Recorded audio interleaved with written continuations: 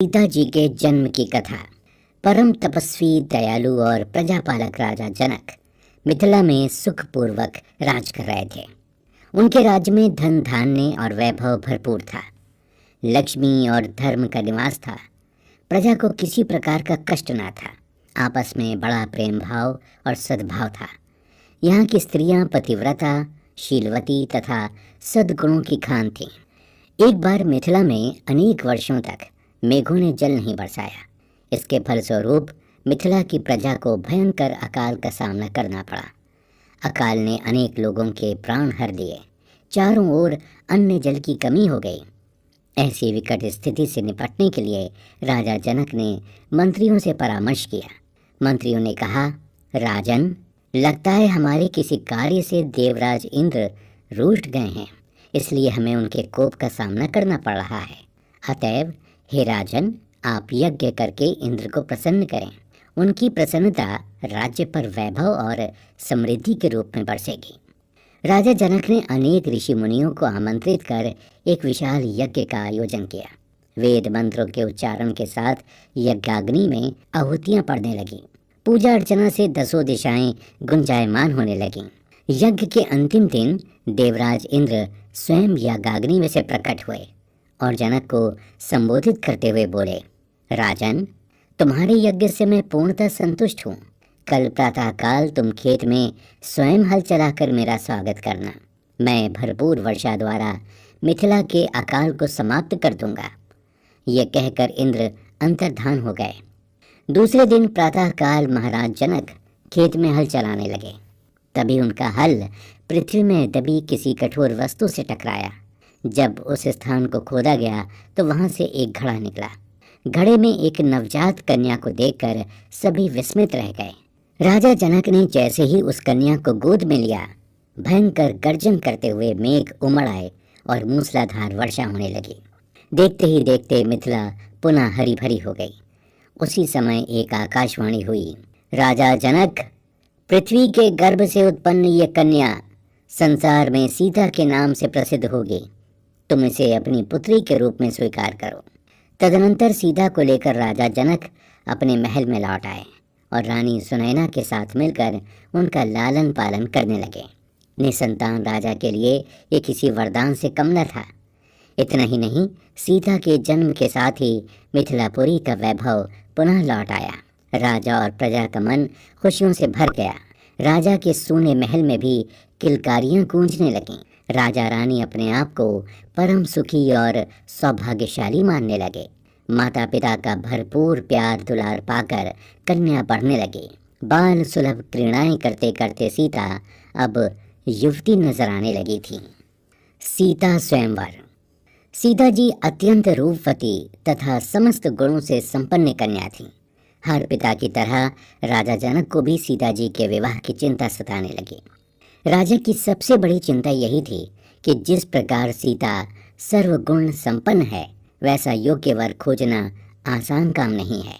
उन्होंने शतानंद गुरु से राय मशवरा करके एक बहुत बड़े स्वयंवर का आयोजन किया। प्राचीन संस्कृति में कन्या को अपनी इच्छा से योग्य वर चुनने की स्वतंत्रता थी। वह अपने होने वाले वर की किसी परीक्षा द्वारा उसके बल पौरुष का आकलन कर लेती थी अथवा अपने द्वारा निश्चित की गई किसी कसौटी पर परख कर देखती थी। कसौटी पर खरा उतरने वाले को ही पूरे समाज और भाई बंधुओं के समक्ष वर स्वीकार कर पाणी ग्रहण संस्कार कराया जाता था तथा धन धान्य उपहार देकर वर कन्या को सम्मान से विदा किया जाता था। उसी परंपरा में राजा जनक ने सीता के लिए योग्य वर खोजने हेतु एक विशाल स्वयंवर का आयोजन किया और उसमें घोषणा करवाई, जो भी वीर योद्धा महर्षि परशुराम द्वारा प्रदत्त भगवान शिव के धनुष को तोड़ देगा, वही सीता का वरण करेगा।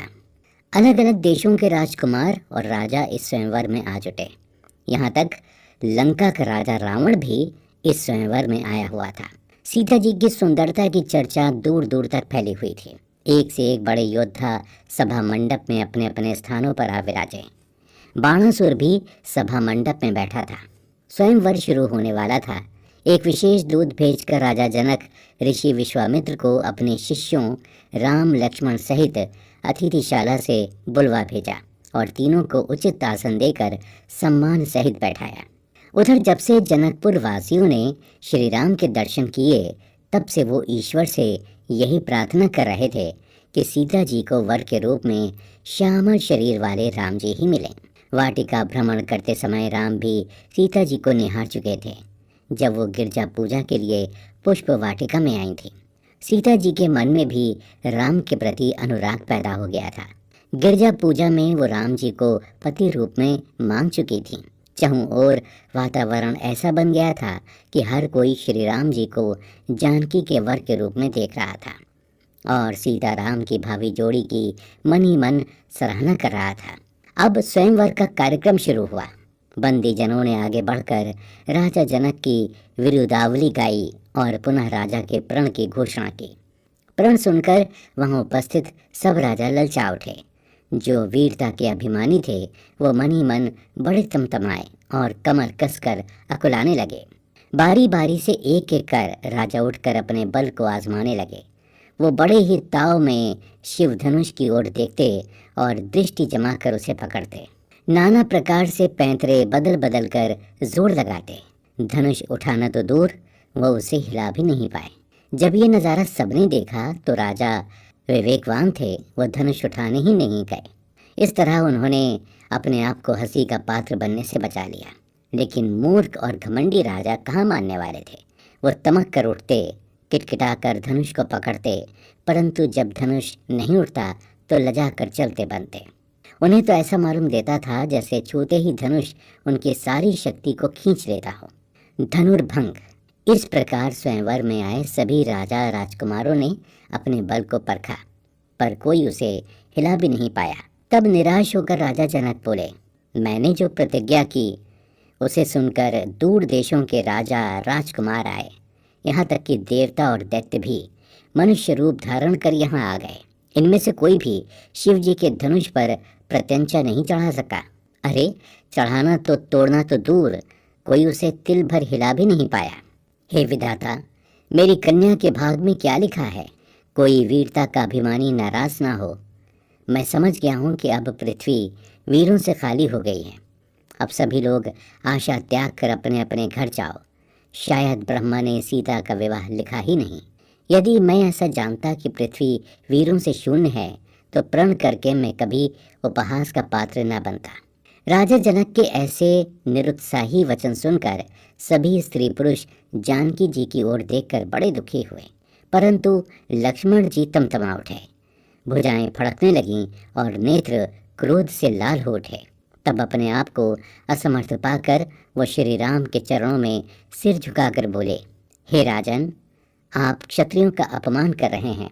अगर प्रभु राम की आज्ञा मिल जाए तो मैं इस ब्रह्मांड को भी गेंद की तरह उठा लूं और उसे कच्चे घड़े की तरह फोड़ दूं। मैं सुमेरु पर्वत को मूली की तरह तोड़ सकता हूँ।